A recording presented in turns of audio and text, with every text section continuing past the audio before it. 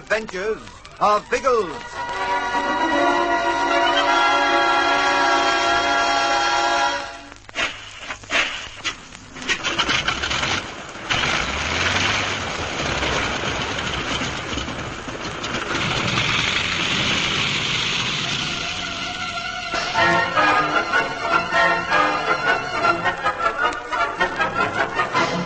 Biggles learns that the Vega has been stolen, almost certainly by von Stahlheim and his gang.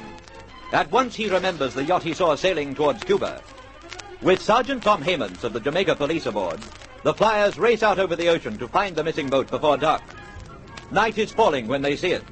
Biggles throttles back and sends Algy with instructions to the crew in the cabin. Get the dinghy ready for launching. When we land, you'll ferry Tom across to the yacht in it, Ginge. So I'm to have the dirty work, eh? That's because you're officially on the lookout for these blokes. But if you'd rather a couple of us went over... Oh, no fear. This is the most exciting case we've had in Jamaica for years. I wouldn't miss out on the kill. I say, Albine, is Tom going to have all the very fun? I mean to say, Harriet and I are positively drooling for some action, you know. You'll have plenty of it if the cooks show fight. Stand by the open hatch with a rifle in case you need it. If you do shoot, for Pete's sake, be careful. Don't forget we'll be out there in the dinghy. I'll have you know, old sausage, that we Lissies are renowned far and wide as crack shots. Positively crack. Did you say crack or cracked? Present tense, not past. What about you and Biggles, Algy? Where do you fit into the picture? Biggles will stay at the controls, of course. He might need to act quickly. I'll be up in the cockpit with the Bren gun. Why, say, all the jolly old armament out, what? My word. As Biggles says, this will be modern-day piracy on the high seas. It is rather, you know. But nothing would persuade me to pull out of it. Tell Biggles I'm standing by. I'll lead the boarding party the minute he gives the word.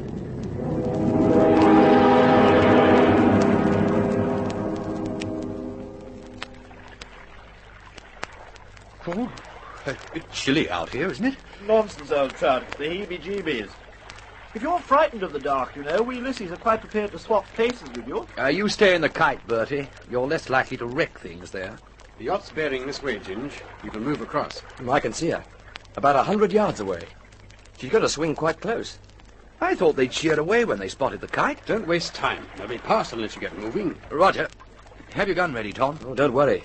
There's a trembling figure round the tringle already.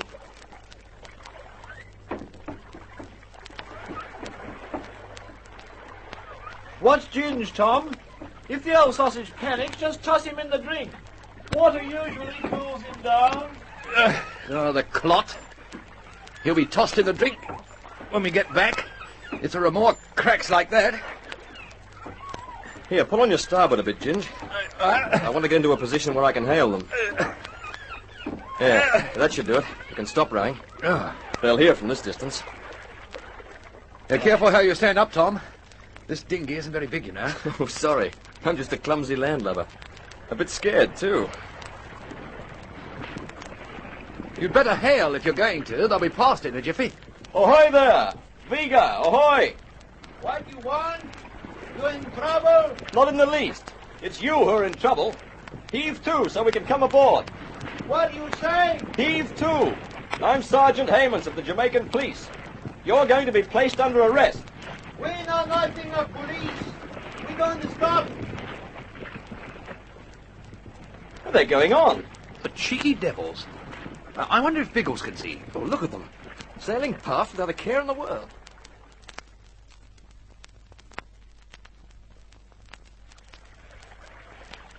See what's happening, Biggles? The swine aren't taking any notice. They're sailing on, aren't they? Give them a burst from the Bren. What? Straight at the yacht? Oh, across her nose. You want to stop her, that's all. Right.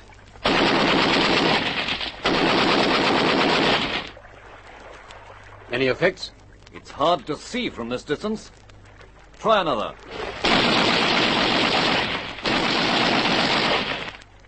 Righto, that'll do. They're heaving to. Just as well. I wouldn't guarantee my aim in this light. Tom and Ginge. Where the blazes are they? They noticed. They're rowing over to the yacht now. Old Ginge is probably putting his heart into it.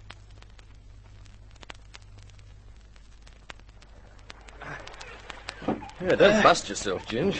I'm not going to let the swine get away this time. I don't think they will. Here, you can hold it here. I'll hail them again. Ahoy! Ahoy, Vega! Can you still hear me? We hear you.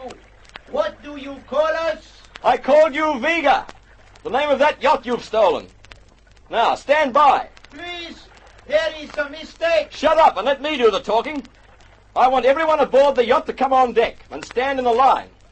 You'll throw all weapons overboard and then wait for us to come alongside. You don't understand. Stop talking and do as I say, or there'll be more shooting. Now move! The tricky devils. They're likely to try any stunt on us. Tom, can you see the stern of that boat? Yes, just. Why? There's a name on it. What's it look like to you? Santa Margarita. Santiago. It isn't the Beagle at all. No, and she isn't even from Jamaica. Santiago's in Cuba. Holy smoke. What do you think we better do? Well, the crew's lining up on the deck, and they've thrown a couple of guns into the water, as we told them. I suppose we'll have to go and eat humble pie.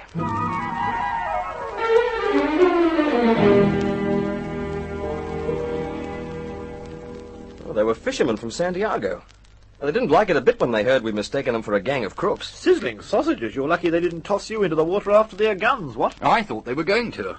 However, Tom's quite a diplomat in his way. He smoothed them down eventually. I don't know whether I'll soothe Colonel Summers as easily. The chief can be a tough nut when things go wrong. Oh, that'll be my job, Tom. This was a stupid mistake, and entirely my fault. I'll make the apologies to the Colonel. Oh, I'd be grateful if you would, Inspector. He's already blown me up for not catching Morgan and his team. I hate to think what he'd say if I arrested the wrong blokes. I made the old fatal mistake of jumping to conclusions. From now on, we'll act only on known facts. We'll sift the evidence we have and keep on sifting until it gives us a definite lead to those missing papers.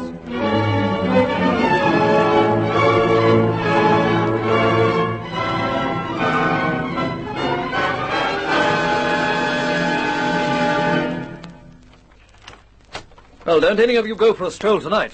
It's raining cats and dogs outside. Ah, the lovely sun-drenched tropics. How did you get on with Colonel Summers? The old boy was quite decent. Gave me a wicking and told me to be more careful in future. Beyond that, he's quite happy to help us where he can. I think he's becoming interested in the case. Well, I wish I was. It depresses me. You haven't worked anything out yet? As a matter of fact, I think we have, but Oh? Ginge isn't very hopeful about it. We're thinking of lending him LG's shoes for a while. The old blight is becoming a positive doleful Desmond. Tell Biggles about it. He'll back me. We've been through everything that's happened from the time Raymond briefed you until this afternoon's episode. None of it suggested anything new, except this. The letter Hagen was writing to von Stahlheim when he died. The translation of it, and the photo of the German original. Well, I know what it's about. He discusses the information he was going to pass on to von Stahlheim. It's the end that's interesting. Look at it again. Death, when it comes, will be sudden. This, therefore, may well be my last letter. The papers, etc., are safe and in. That's where it stops, on the word in. Don't you see, Elbean? In. It's always struck me as a melodramatic moment to die, but I can't see any significance in it. Well, they've jumped on it because in happens to be the beginning of Inagua. That's all. Inagua? Look at the photo of the actual letter Hagen wrote. Couldn't that be a capital I? Yes. But Inagua wouldn't make sense there. Of course it could, old trout. Rustle up the jolly old imagination nonsense. He might have been going to say, the papers, etc., are safe, and Inagua is the island in question. Or the place I told you about, something like that. I've told them, apart from the flamingos, there's nothing whatever on Inagua to suggest it's the island we're looking for. But there are the flamingos. You were impressed by that yourself, Ginge. It's a long shot, but it's possible, isn't it? Yes. Yes, I think it's possible, Algy. But what about our map?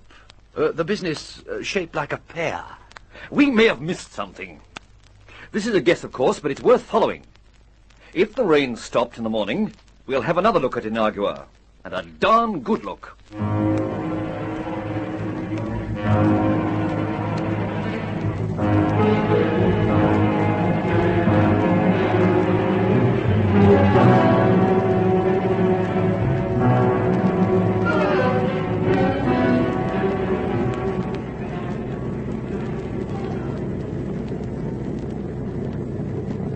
I say, Biggles, old boy, it's a rather dismal-looking place, isn't it? What? Oh, yes, dreadful. But it looks different somehow. That big lagoon was quite a different shape yesterday. Oh, come off it. Your imagination's playing tricks, you know. I mean to say, lagoons don't change overnight. Wait a bit. I've got it. What's that? Of course, it was the rain last night. It's lifted the level of the water. Oh, yes, of course it has. And those smaller stretches of water, look, there, over there, they're quite new. Yes, but, I mean to say, old boy, was the rain heavy enough for that? My word, it certainly was. Inagua must be covered with shallow lagoons that dry up between the storms. Don't you see? The rains fill them again. Oh, I see what you mean, of course, old man, yes. I say, Biggles! What? Biggles! Swing to port, hard! Right?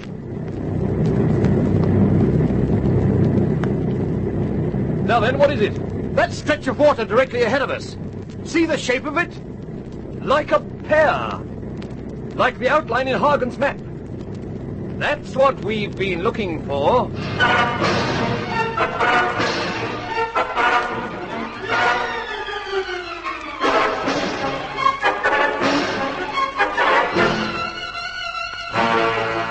A lagoon shaped like a pear, a colony of flamingos.